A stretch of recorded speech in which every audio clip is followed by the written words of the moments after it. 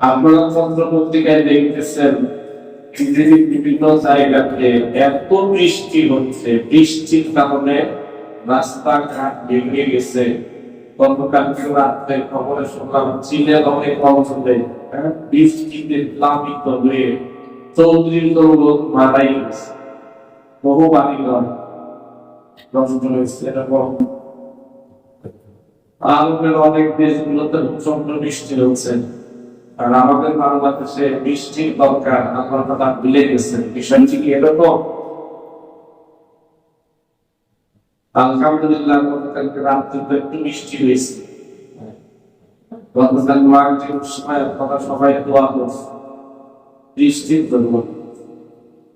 বৃষ্টির জন্য দুই ধরনের আমল, একটা হলো এমনি দোয়া করা নামাজের পরে, আর একটা হলো একটা ব্যতিক্রমী নামাজ সালাতুল ইস্তিসকা।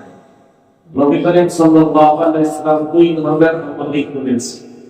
বৃষ্টি হচ্ছে না, শোনার আগে এক সাহাবী এসে বলল, হে আল্লাহর রাসূল, বৃষ্টি হচ্ছে না, সব বিরান হয়ে যাচ্ছে, পশুগুলো মারা যাচ্ছে।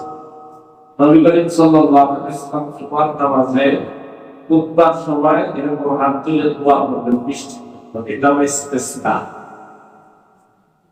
এই আমল নবী আছে নামাজের পরে আগে এরকম দোয়া করা বৃষ্টির জন্য, এটাও ইস্তিসকা। আর একটা হলো সালাতুল ইস্তিসকা, বৃষ্টির জন্য ভিন্ন 2 রাকাত নামাজ খোলা মাঠে পড়ে দোয়া করা, এটাও দুই ধরনের আমল আছে। কাজেই নামাজে পরে দোয়া করা, আগে দোয়া করা, এটাও কিন্তু ইস্তিসকা। আল্লাহ পাক রব্বুল আলামিন এরকম অতিবৃষ্টি অনাবৃষ্টি দুইটাই কিন্তু মানুষের জন্য ক্ষতিকর, কষ্টকর। অতিবৃষ্টি অনাবৃষ্টি, এই অতিবৃষ্টি অনাবৃষ্টি দুইটাইতে আযাব,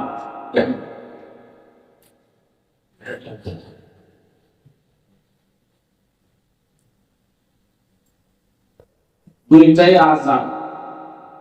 আল্লাহ তাআলা দেন কেন অতিবৃষ্টি অনাবৃষ্টি? সেই কথা কোরআনে আল্লাহ পাক রব্বুল আলামিন বলেন, যাহারাত ফাসাদ ফিল বাররি ওয়াল বাহরি বিমা কাসাবাত আইদিন নাস। জলে এবং স্থলে যত বিপর্যয় আছে, জলে এবং স্থলে যত আযাব আছে, এই সমস্ত আযাব মানুষের হাতের কামাই। যাহারাত ফাসাদ ফিল বাররি ওয়াল বাহরি বিমা কাসাবাত আইদিন নাস। জলে এবং স্থলে যত বিপর্যয় হয়, মানুষের জন্য যত বিপদ আপদ ঘটনা হয়, এগুলো মানুষের হাতের কামাই। কাসাবাত আইদিন নাস। এরপরে আল্লাহ বলেন, লিযিকাহুম বা'দাল্লাযী আমিলু, লিযিকাহুম বা'দাল্লাযী আমিলু, তারা যে পাপ করেছে এই পাপের সামান্য শাস্তি আমি আস্বাদন করাই। সামান্য, বা'দাল্লাযী পাপ মানে সামান্য। লাআল্লাহুম ইয়ারজিউন, আল্লাহ বলেন বান্দাকে শাস্তি দেওয়ার উদ্দেশ্যে নয়, বান্দাকে আমার দিকে ফিরিয়ে আনার উদ্দেশ্যে আমি সামান্য কিছু দেই। ছোট বাচ্চা, এই ছোট বাচ্চাকে পিতা মাতা কত ভালোবাসে, আদর করে। দেখা যায় কোন কারণে এই পিতা মাতা অনেক সময় ছোট বাচ্চাকে থাপড় মারে। মানে কি? থাপড় যখন মারে তখন এই বাচ্চা কাঁদতে থাকে। বাচ্চা কাঁদতে থাকে, তার বড় ভাই আদর করে, তার বোন আদর করে, সঙ্গে কাঁদতে পারে। তার দাদা আদর করে, দাদি আদর করে, তারপরে খাবে না। যতক্ষণ পর্যন্ত পিতা অথবা মাতা যে তাকে থাপড় মারছে, সে যতক্ষণ তাকে আদর না করে, অতক্ষণ পর্যন্ত বাচ্চা কাঁদতে থাকে। ঠিক না? মনে যে খবর পাচ্ছে পিতা হোক অথবা মাতা হোক, সে যখন তাকে আদর করে তখন তার কান্না থামে, এর আগ পর্যন্ত থামে না। সন্তানকে পিতা মাতা যেই পরিমাণ মহব্বত করে আর ভালোবাসে, তার চাইতে লক্ষ লক্ষ গুণ বেশি ভালোবাসে আল্লাহ। আল্লাহ পাক রব্বুল আলামিন ওইভাবে পিতা মাতা সন্তানকে থাপ্পড় মারে। থাপ্পড় মারে তাকে শাস্তি দেওয়ার জন্য নয়। যে পিতা তার সন্তানকে থাপ্পড় মারলো, মা তার সন্তানকে থাপ্পড় মারলো, যখন ওই পিতা মাতা ওই সন্তানকে আদর করে, তখন একেবারে ওই সন্তান চলায় এবারে বাপকে মাকে। আল্লাহ পাক রব্বুল আলামিন তাই চান লিযিকাম বা'দাল্লাযিনা আমিনু লা'আল্লাহুম ইয়ারজিউন। বান্দা যেন ফিরে আসে, আল্লাহর দিকে প্রত্যাবর্তন করে। থাপ্পড় মারার পরে পিতা মাতা এত বেশি আদর করে, ওই সন্তানকে এত বেশি সন্তুষ্ট করে, খুশি করে, চকলেট দেয়, এই দেয়, সেই দেয়, এই সব কিছু দিয়ে ওই সন্তানকে আবার খুশি করে দেয়। ঠিক তেমনি আল্লাহ পাকের পক্ষ থেকে বান্দার গুনার কারণে যখন শাস্তি আসে, আল্লাহ পাক রব্বুল আলামিন এই বান্দা যখন আল্লাহ তাআলার দিকে প্রত্যাবর্তন করে, রুজু হয়, কান্নাকাটি করে, দোয়া করে, মুনাজাত করে, আল্লাহ পাক রব্বুল আলামিন তখন পুরস্কার দিয়ে এই বান্দাকে খুশি করে দেয়।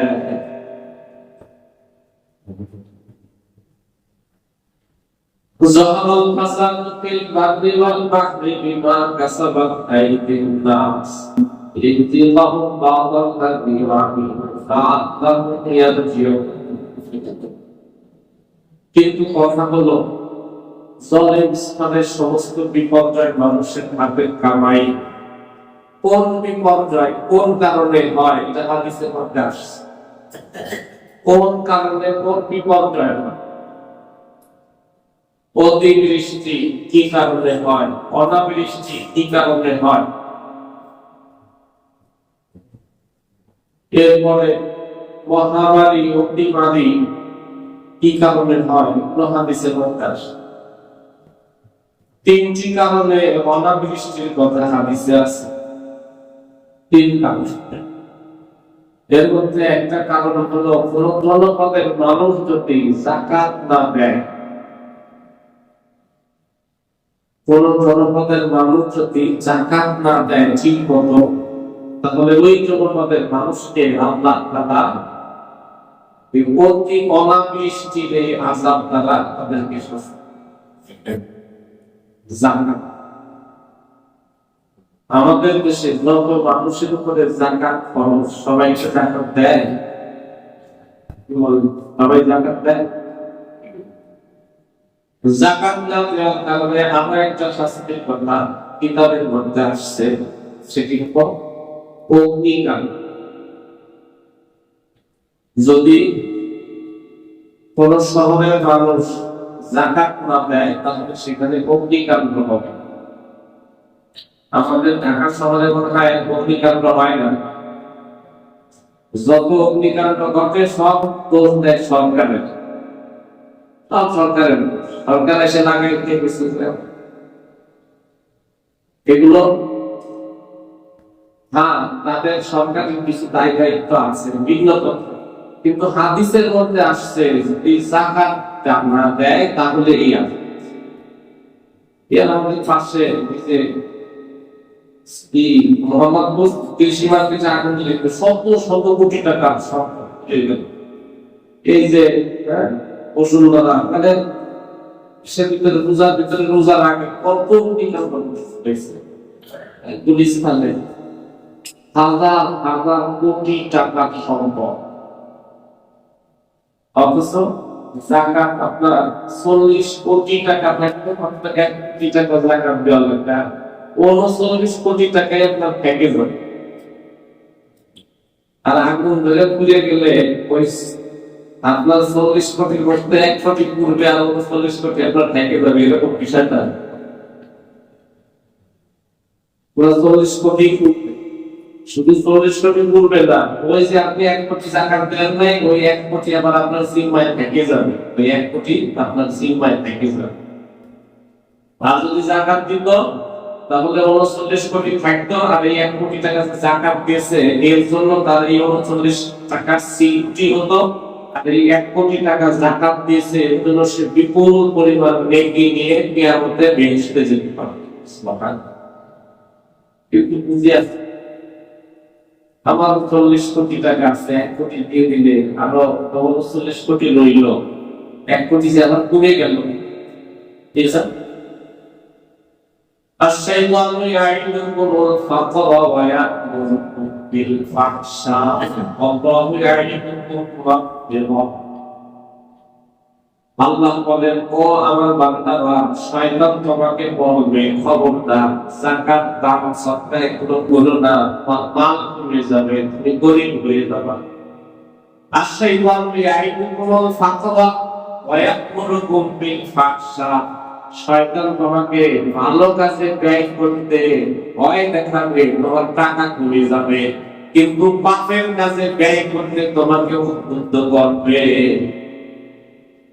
জাকাত 40 ভাগের 1 ভাগ দিতে মনে চায় না, কিন্তু কত কোটি কোটি টাকা বিভিন্ন আশেপাশের কাছে ব্যয় করে, এটা কোনো আশ-শাইতান ইয়াইদুকুমুল ফাকরা ওয়া ইয়া'মুরুকুম বিল ফাহশা। অশ্লীল কাজে ব্যয় করতে শয়তান উদ্বুদ্ধ করবে, ওই সময় তোমার দারিদ্রতার ভয় হবে। এক পার্টিতে খরচ করে ফেলে এটা 50 লাখ, আছে না নাই? আল্লাহু ইয়াইদুকুম মাগফিরাতান মিনহু ওয়া ফাদলা। আল্লাহ তাআলা প্রতিশ্রুতি দিচ্ছে, তোমরা ঠিকমতো যাকাত আদায় করো, দান সদকা করো, এতে তোমাদের গুনাহ মাফ হবে, সম্পদ বেড়ে যাবে। আল্লাহ কয় যাকাত দাও, দান করো, তোমার সম্পদ বেড়ে যাবে। আর শয়তান কয় না, করো না, কমে যাবে।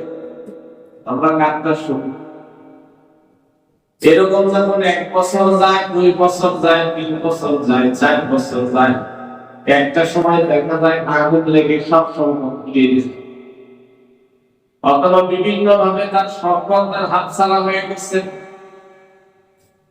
এমন জটিল কঠিন রোগে আক্রান্ত হয়েছে, দেশে চিকিৎসা নাই, বিদেশে গেছে। হয় কি হয় না, সারা জীবন যা কামাই করছে ব্যাস 1 সপ্তাহে শেষ।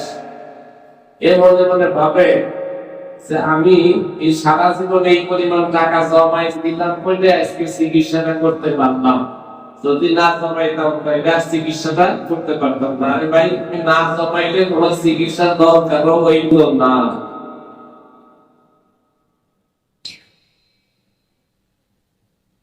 তো বলতেছিলাম, অনাবৃষ্টির এই হাজার যে কারণে আসে তার একটা কারণ হলো এগুলো জনপদের মানুষ, দেশের মানুষ, শহরের মানুষ ঠিক মতো যাকাত না দেয়।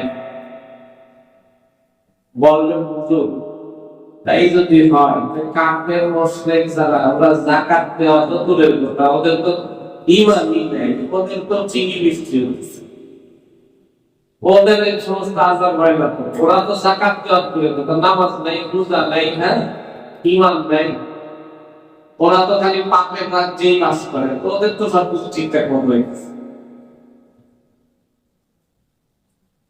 একটা স্কুলে মনে করেন 500 ছাত্র ছাত্রী, ক্লাস টাইমে হঠাৎ করে প্রধান শিক্ষক এসে দেখে যে এলাকার কিছু ছাত্র আর এলাকার কিছু মানুষ আর স্কুলের কয়েকজন ছাত্র মাঠে খেলাধুলা করে।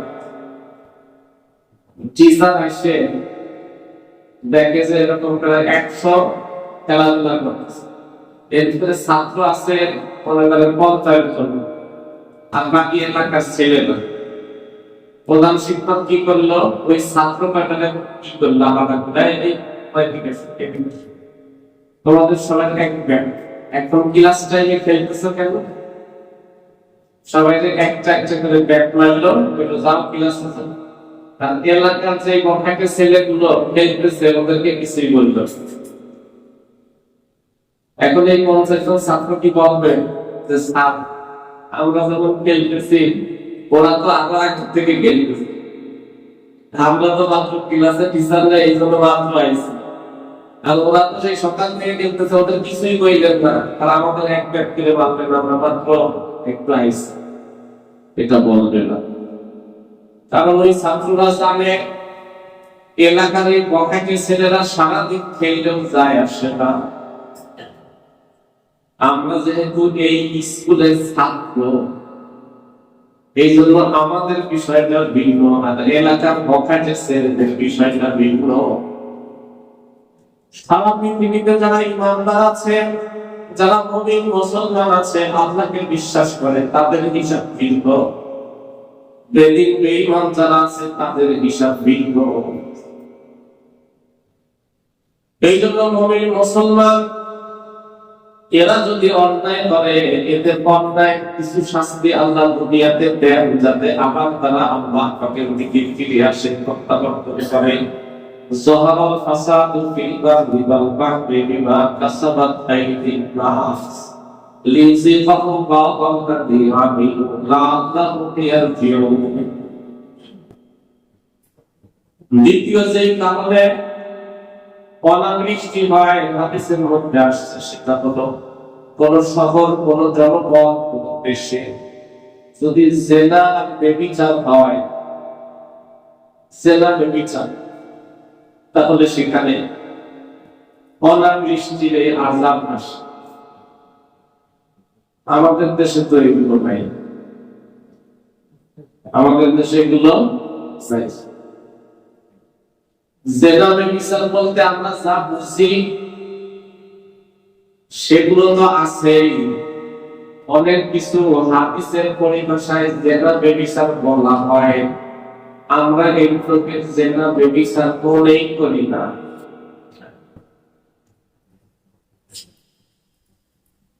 হাদিসের মধ্যে আসছে চোখের জেনা আছে, হাতের জেনা আছে, জবানের জেনা আছে,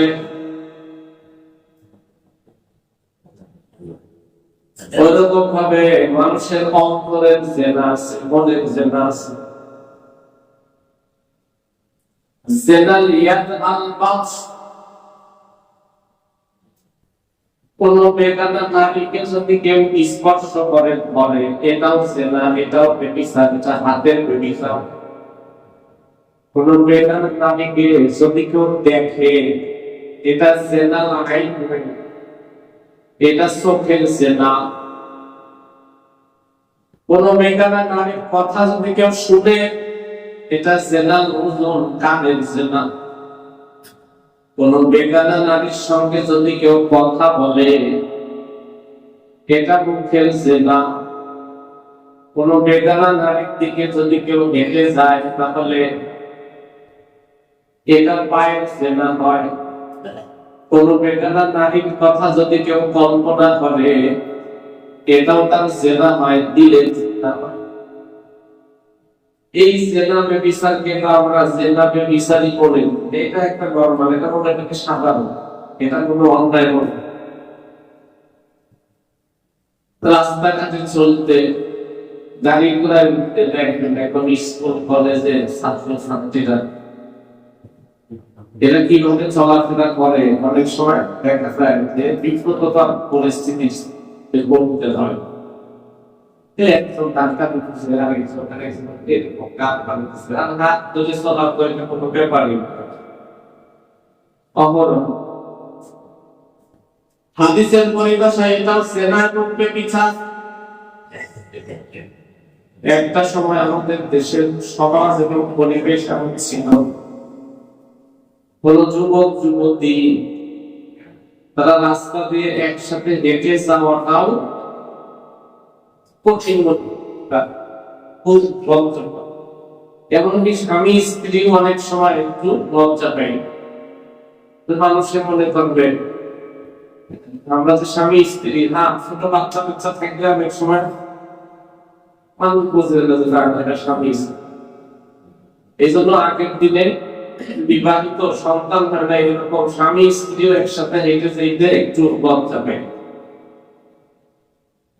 আর এখন কি হয়েছে, এখন অনেক উন্নতি অগ্রগতি হয়েছে, যার কারণে এটা কিছুই মনে হয়।